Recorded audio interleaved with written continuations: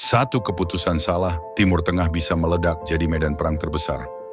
Iran bilang mereka siap nego nuklir, tapi Israel ancang-ancang buat serang. Rudal udah disiapin, kapal perang udah bergerak, dan dunia cuma bisa nonton. Apa ini cuma gertakan atau beneran awal perang dunia? Kita bongkar semua rahasia di balik ketegangan Iran-Israel, dari nuklir sampai ancaman hancurin Tel Aviv. Timur Tengah lagi panas. Iran dan Amerika baru ketemu di Oman bahas program nuklir, tapi Israel nggak tinggal diam. Mereka bilang Iran nggak bisa dipercaya, dan kalau perlu, jet mereka siap ngebom.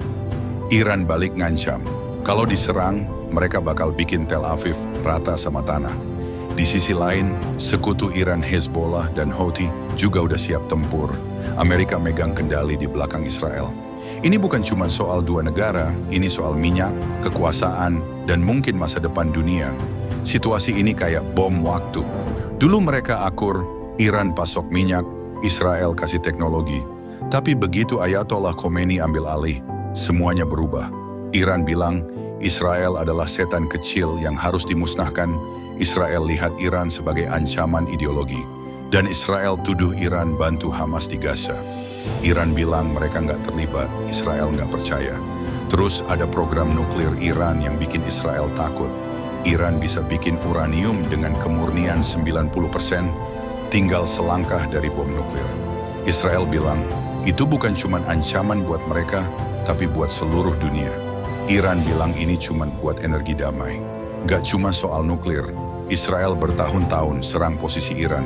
Di Suriah, mereka bilang, buat ngeblokir senjata ke Hezbollah. Iran balas dengan serangan rudal dan drone ke Israel 2 kali tahun lalu. Serangan langsung pertama dalam sejarah. Ini bukan cuma omong kosong, keduanya udah main fisik, tensinya makin naik.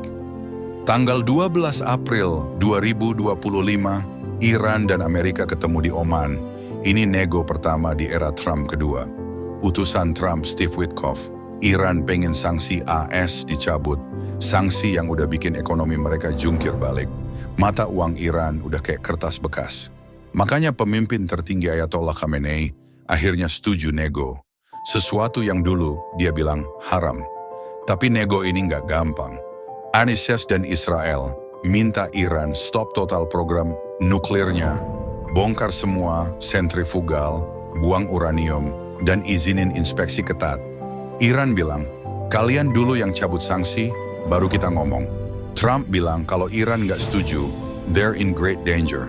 Ini kode, Amerika siap dukung Israel kalau nego gagal. Israel nggak percaya nego bakal berhasil. PM Benjamin Netanyahu bilang dia pengen model Libya. Artinya, Iran harus nyerah total kayak Gaddafi dulu. Israel bahkan udah simpan amunisi. Mereka lumpuhin pertahanan udara Iran di Suriah tahun lalu. Ada pemain lain yang bikin situasi makin gila. Kayak Hezbollah, meski udah lemah gara-gara perang sama Israel, mereka masih punya 100.000 roket, cukup buat bikin Tel Aviv kacau. Dan Houthi, mereka lagi sibuk nembakin kapal di Laut Merah, dan milisi Syiah di Irak yang didukung Iran. Mereka bisa nyerang pangkalan Anwar Ilyas kalau perang pecah. Di sisi lain, Amerika punya kapal induk di Teluk Persia, jet tempur di Qatar, dan ribuan tentara di wilayah itu. Trump nggak mau perang panjang. Terus, ada sekutu lain kayak Inggris dan Prancis yang meski nggak setuju 100% sama Israel, tetap benci program nuklir Iran. Kalau perang beneran pecah, Israel mungkin ngebom fasilitas nuklir Iran kayak Natanz atau Fordo.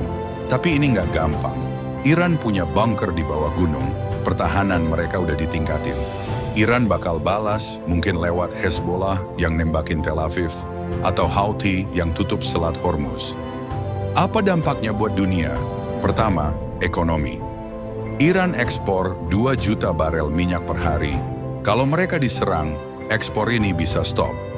Harga minyak naik 20% sejak nego dimulai, dan kalau Selat Hormuz ditutup, bisa naik lagi sampai $150 Amerika per barel. Kedua, resesi. Negara kayak Cina yang beli banyak minyak dari Iran bakal kena. Bursa Asia, Eropa, sampai Wall Street bisa ambruk. Ketiga, politik. Cina dan Rusia yang dekat sama Iran udah bilang mereka nggak suka campur tangan ISIS Israel. Cina bahkan kirim kapal perang ke Teluk Oman. Ini sinyal perang. Eropa yang lagi bergantung sama gas Timur Tengah juga bakal pusing. Menurut kalian, bakal damai atau meledak? Tulis pendapat kalian di kolom komentar. Jangan lupa like, subscribe, biar nggak ketinggalan isu panas berikutnya.